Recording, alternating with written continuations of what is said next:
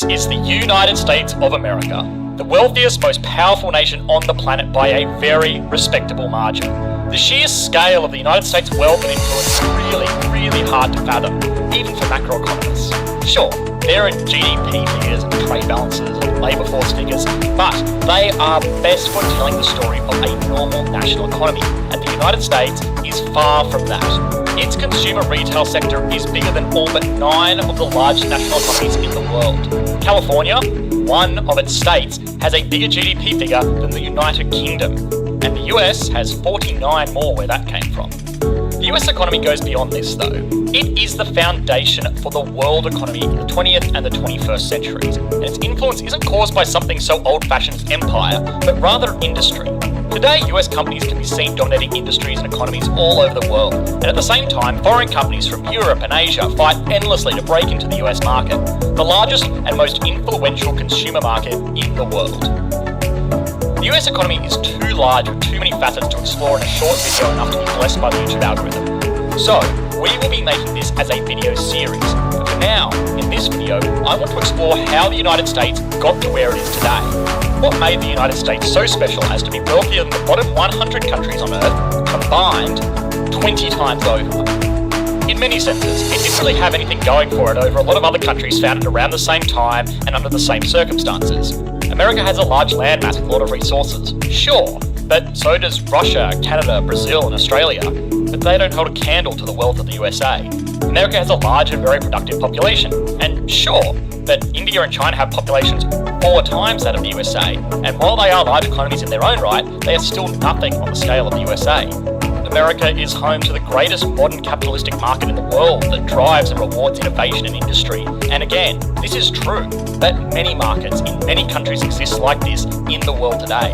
And for the most part, the consumer market is a result of America's extensive wealth, rather than what caused it. To really understand this unbelievable success, we must first understand the country's unbelievable history.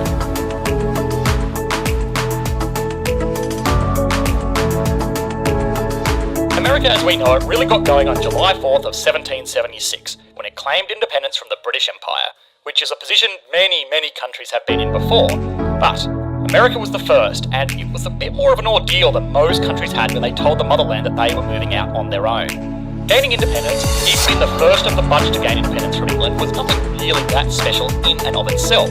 Plenty of countries have done this to varying degrees of success. The first real movement that set America on the path to prosperity came from a ingenious bit of forethought by its leadership at the time, God Emperor Washington. Washington had won the War of Independence and was so wildly popular with his citizens of the newly founded United States that he could have very easily become a monarch if he had wanted to. Instead, he decided that all that hereditary leadership business was a bit 16th century and set up a 2-term limit for presidents, and with the Founding Fathers, a lot of the basis for the democratic system of the United States today. The big deal here was that this was the first successful transition of a democratically elected government ever, when Washington passed the role of president to John Adams.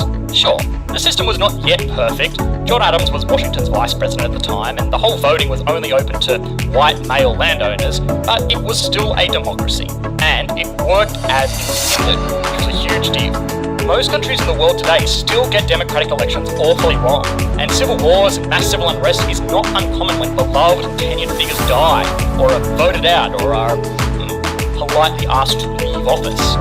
This all sounds very political, and it is.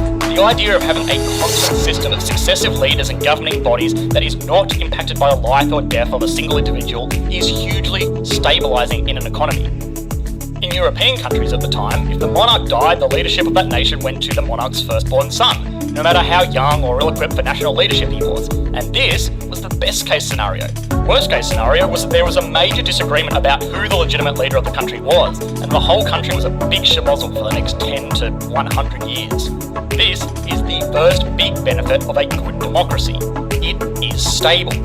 President of the United States is technically the most dangerous job in the country. 8 presidents have died while in office, 4 of which were from natural causes, and 4 of which were, let's say, job-related injuries. But none of these deaths caused civil wars, or protests, or power vacuums. It was obviously unfortunate in all instances, but the head of state position just went to the vice president, who filled in until the next general election. For any regular channel viewers, you may know what I'm about to say next. Stability is the foundation of a good economy, and a good democracy is a very, very stable system. You don't have to worry about civil war or mass protest every 40 years after the latest ruler dies off. It is just business as usual. A democracy adds more to the economy than just stability though. It adds social mobility. In Europe around this time, the Industrial Revolution was starting to take off.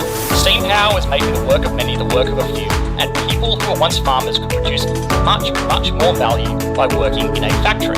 This was all well and good, but for the average worker is really just business as usual. No matter how hard one worked, there was a very strict social hierarchy, and it was rare for people to break that mould. Their parliament was filled with lords and earls and dukes, and that was presided over by a king or queen.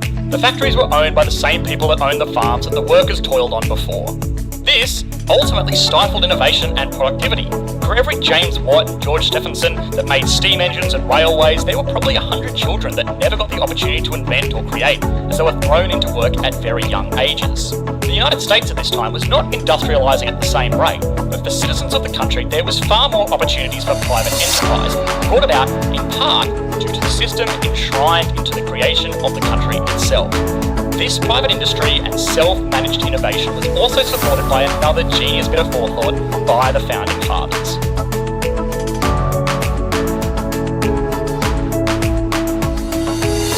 When you think of the US Constitution, you tend to think of the big stuff. The rights to religion, free speech, a fair trial and an AR-15. But the founding fathers were more meticulous than just that. When they were planning out Freedom Land, they added a lot of asterisks. The big one was on the First Amendment to the Constitution, which covers the right to religion and free speech. One of the asterisks to that free speech deal was that the Congress shall have the power to promote the progress of science and useful arts by securing for limited times to authors and inventors the exclusive right to their respective writings and discoveries. Basically, you can say whatever you want, as long as it wasn't something that someone had put in a story or in an invention before. Securing this was a huge boost to creation as a career endeavour. Previously, invention had pretty much been the domain of the rich and well-educated. Similar to creating a piece of art, you were unlikely to make much money off it, but it may have earned you some extra respect to your chums at the weekly high tea table. With the American system though, the promise of wealth was a huge incentive for anybody to try their hand at creating something that could produce value. And while it can be argued that money may not be the primary motivator of people looking to create a better steam engine or the most bingeable TV show, it is certainly a consideration and something that America has cultivated very well, especially when you consider it in conjunction with the social mobility that we have explored earlier.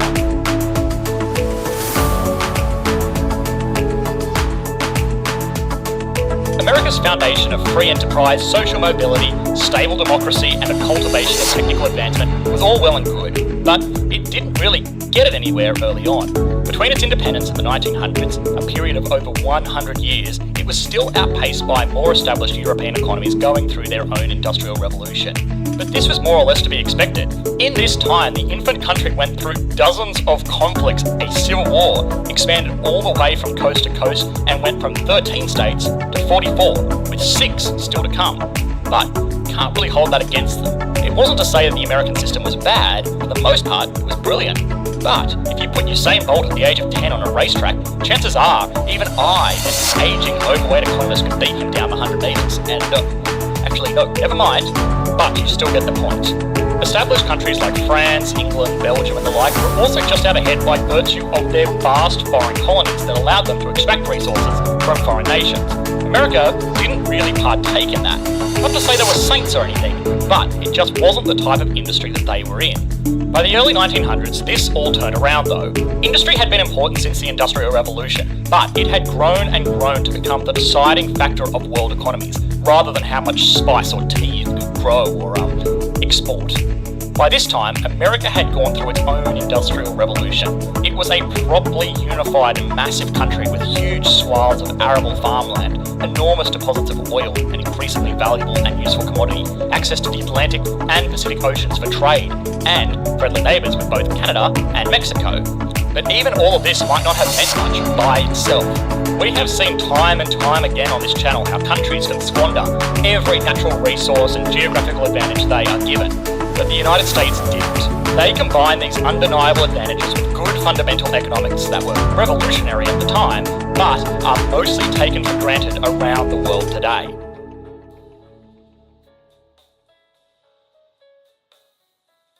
The United States was once a British colony, and ever since they have been a bit weird about the whole colonialism business. America rose to prominence around the same time colonialism was becoming uncool. But today, America is a nation that is more intertwined with other nations than any other colonial power ever was. In the next video in this series on the United States, we will look into how this nation has created a global empire for itself, not through conquest and exploitation, but rather globalization and cooperation.